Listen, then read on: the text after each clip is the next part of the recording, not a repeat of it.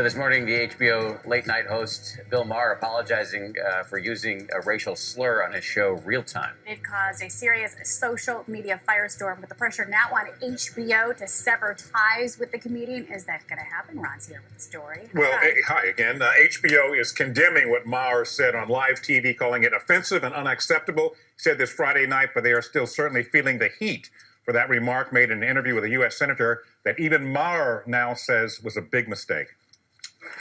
A rare apology from Bill Maher for using a racial slur during his interview with Nebraska Senator Ben Sasse. But wow, I got to get to Nebraska more. You're welcome. We'd love to have you work in the fields with us. Work in the field. That's part of that. That's Senator. I'm a house. No, it's a joke. Thank you.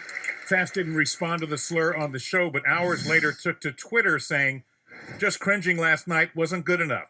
Wish I'd been quick enough to say in the moment, hold up, why would you think it's okay to use that word?"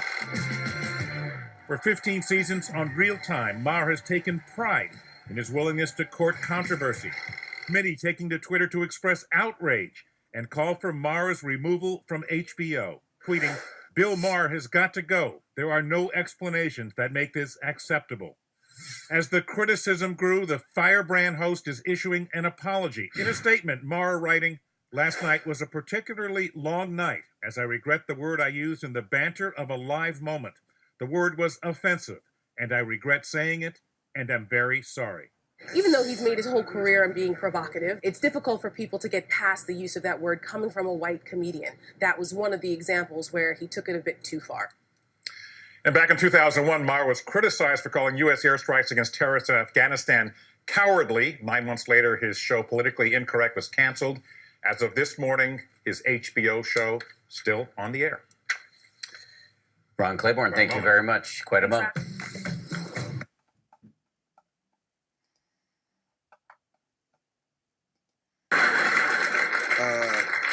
Yeah. Now, Roseanne will always be my friend, but her world came crashing down this week. A series of tweets she put out on Tuesday that were just so full of racism, conspiracy theories, and personal attacks. They were described as abhorrent, bordering on presidential.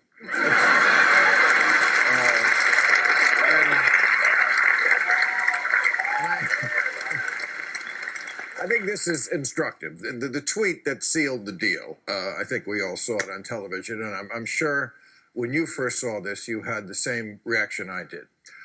I don't have a decoder ring. I have no fucking clue what you wingnuts in your bubble are talking about.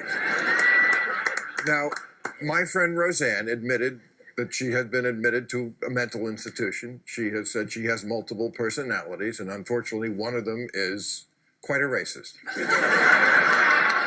But it's also not a mystery to me how a person with mental illness could be taken in by a party that has lost its mind. And